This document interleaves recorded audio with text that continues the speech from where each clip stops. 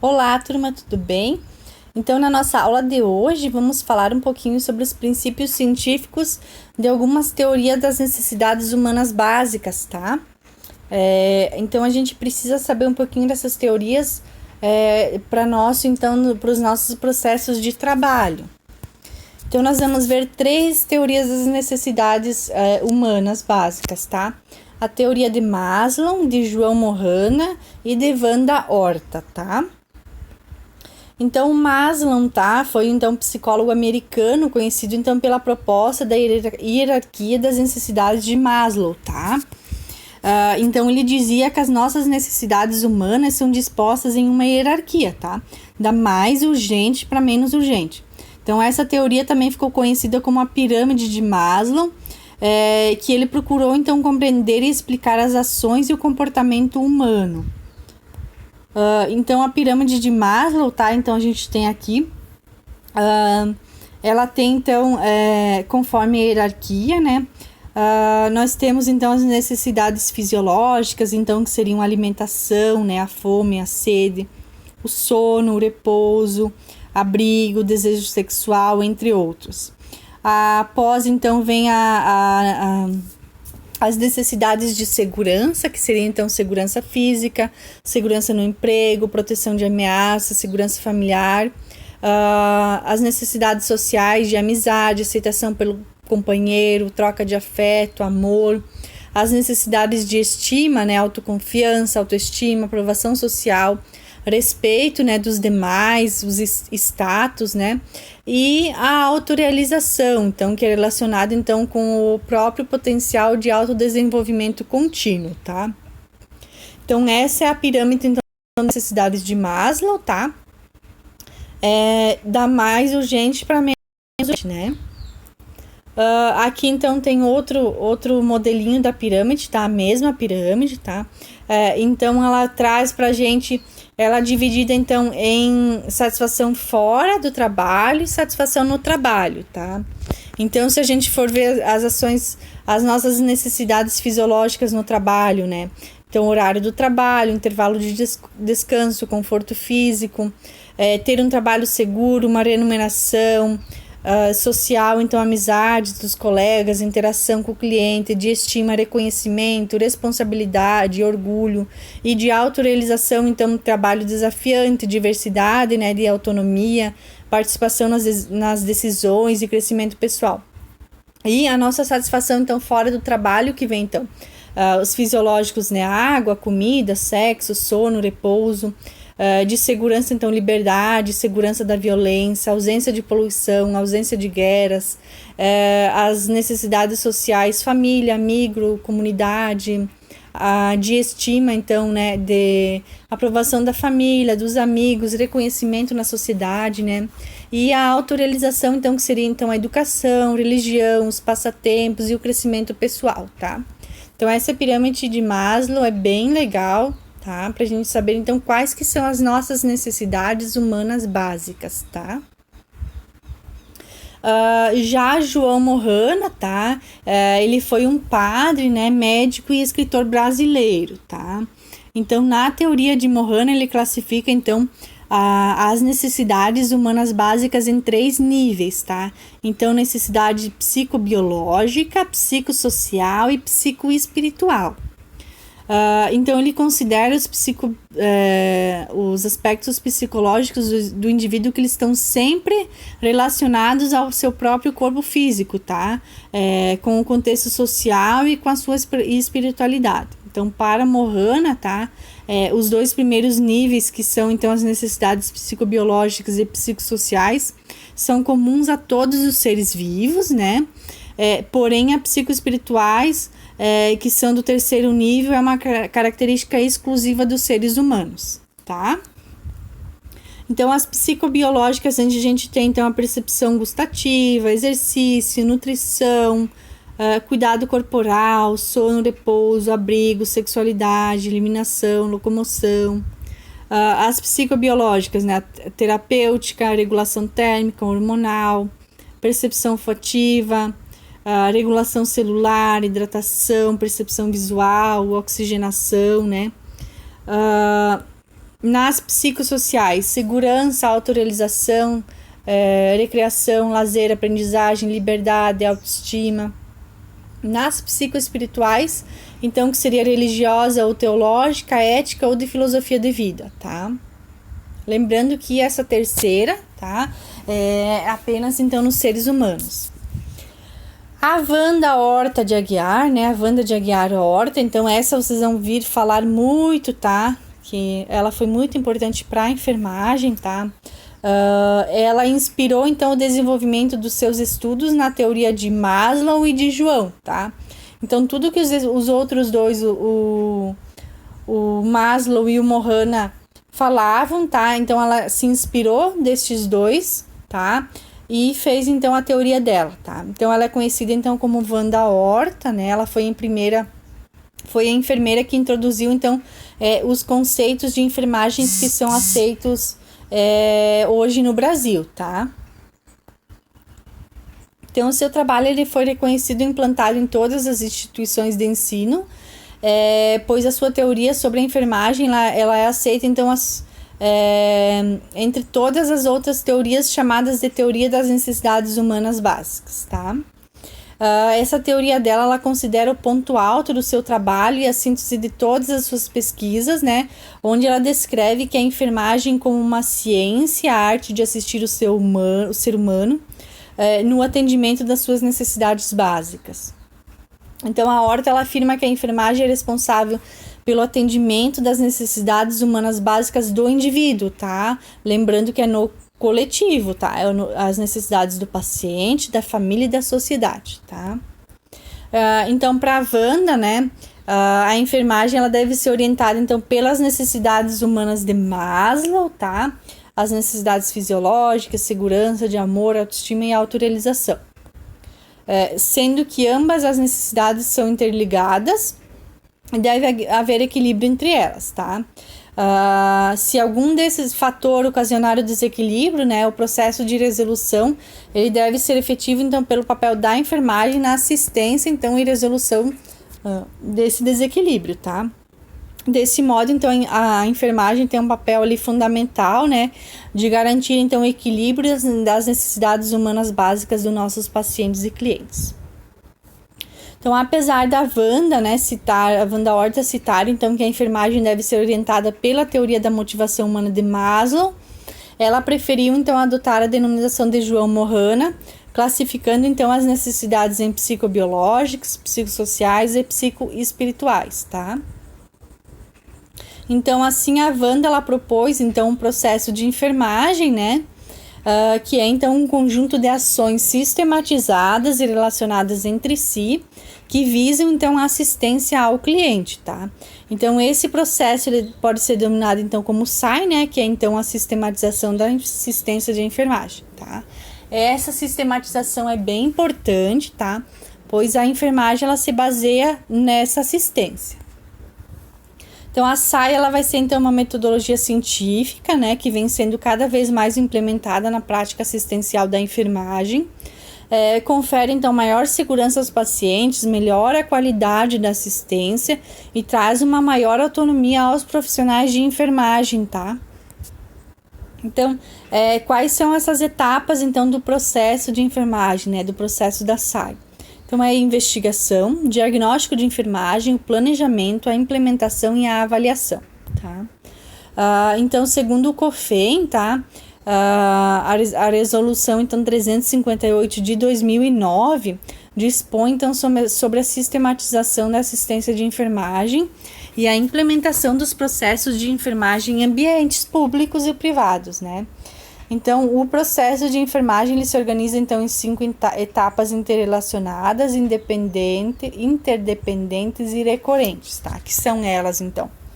A coleta de enfermagem, né, ou investigação, que é um processo, então, deliberado, sistemático e contínuo, realizado, então, com o auxílio de métodos e técnicas variadas, que tentam, por finalidade, a obtenção de informações sobre a pessoa, sobre a família, sobre a coletividade humana, e sobre sua resposta, então, em um dado momento ao processo de saúde e doença, tá?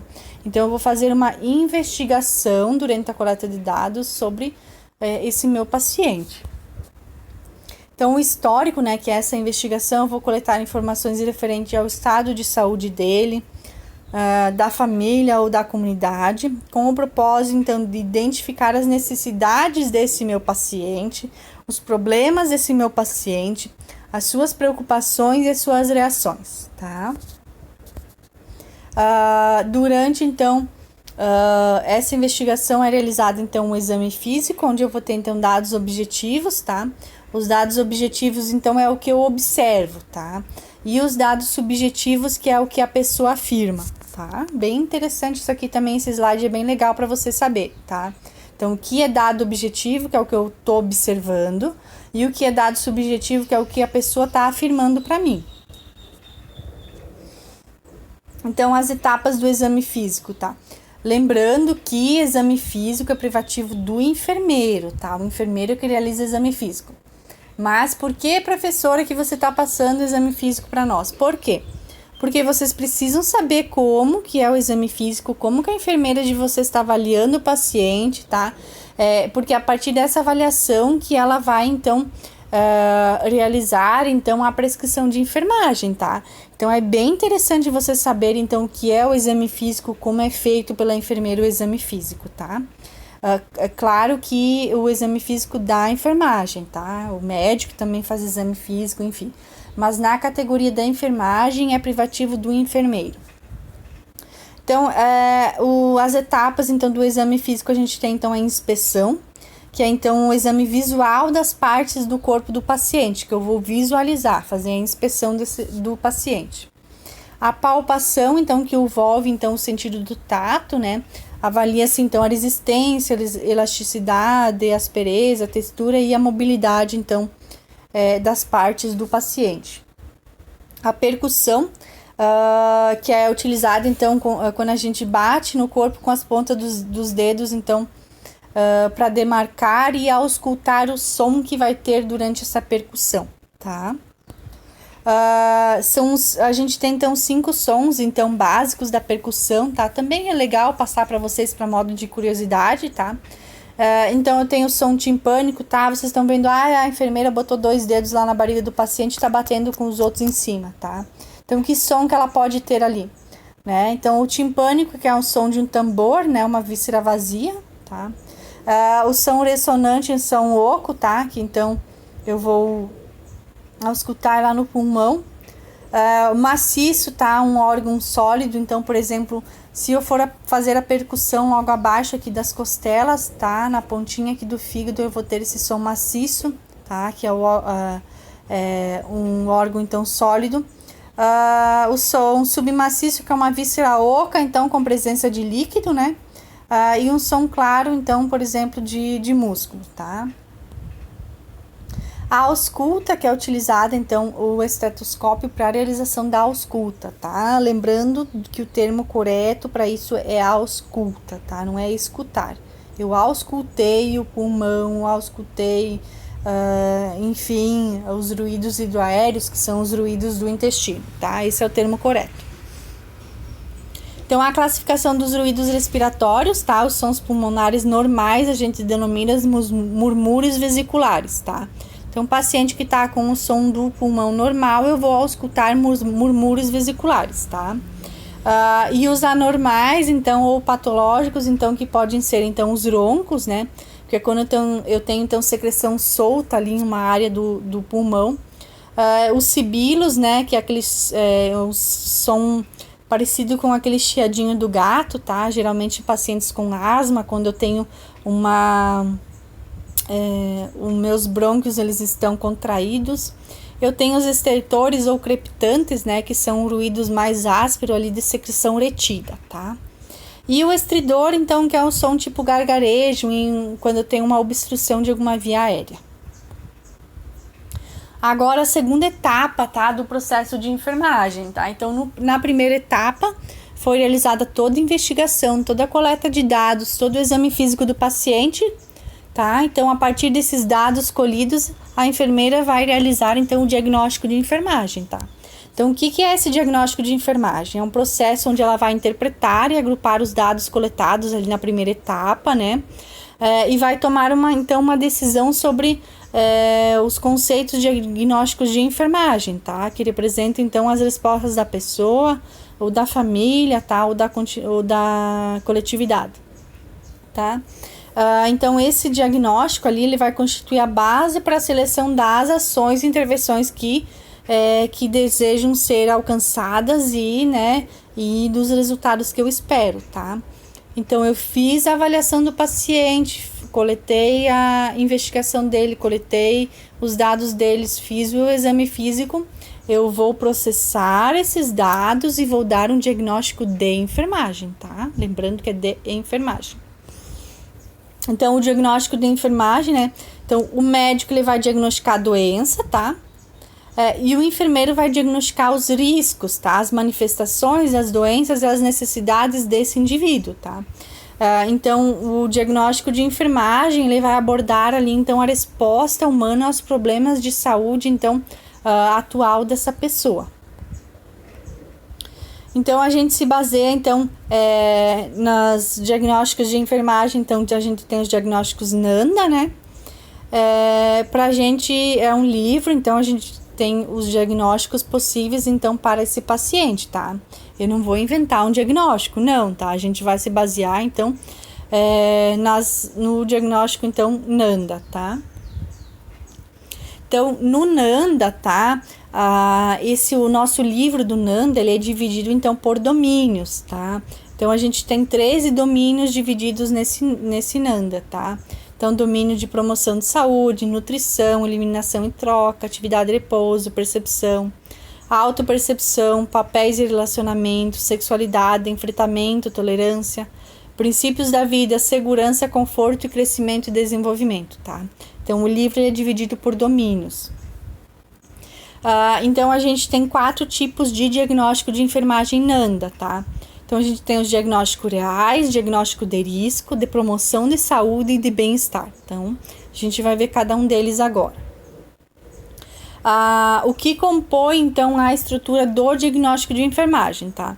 Então, a gente vai ter o enunciado, que é o diagnóstico, né? Por exemplo, eu tenho o diagnóstico de integridade tissular prejudicada, tá? Esse diagnóstico, ele vai ter um fator relacionado, tá? Então, com o que eu relacionei essa integridade tissular prejudicada, tá? Então, pode ser relacionado à integridade tissular prejudicada, né? A imobilização física e circulação alterada, tá? Eu tenho também as características que vão definir esse diagnóstico, por exemplo, sinais e sintomas, manifestações, evidências, né?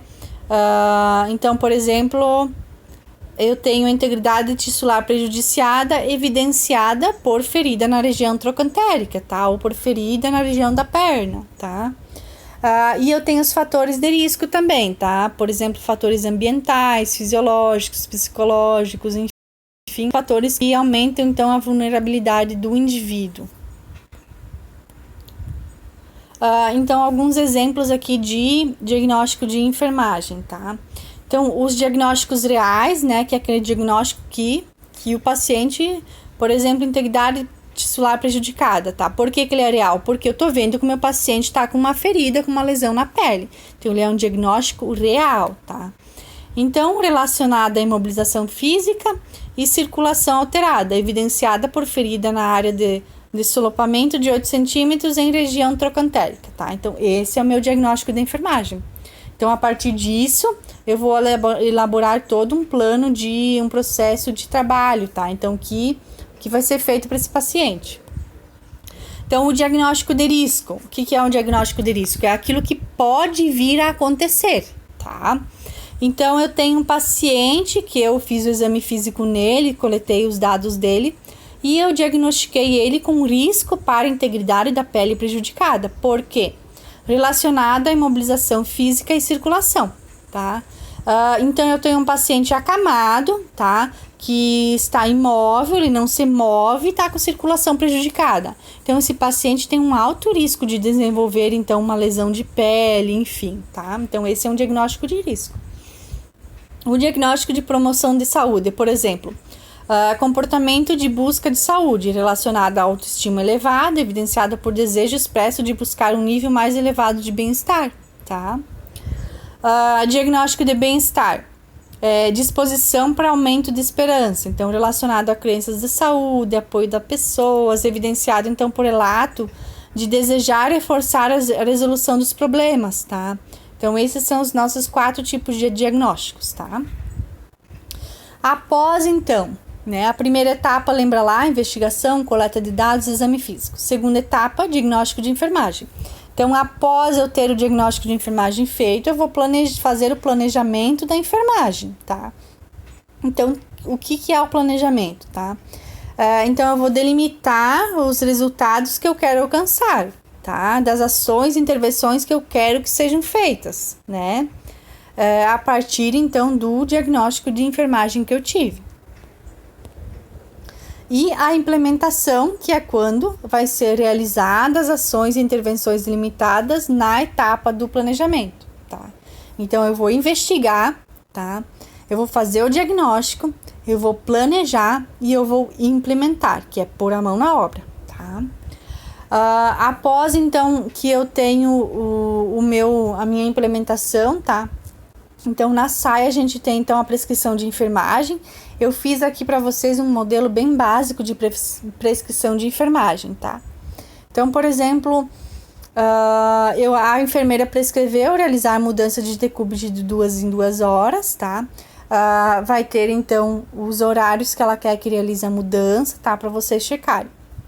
Por exemplo, ela quer realizar curativo em ostoma traqueal de 12 em 12 horas, aferição dos sinais vitais de 2 em 2 horas, realizar banho de leito também é uma prescrição de enfermagem, tá? Então, de cada 24 horas.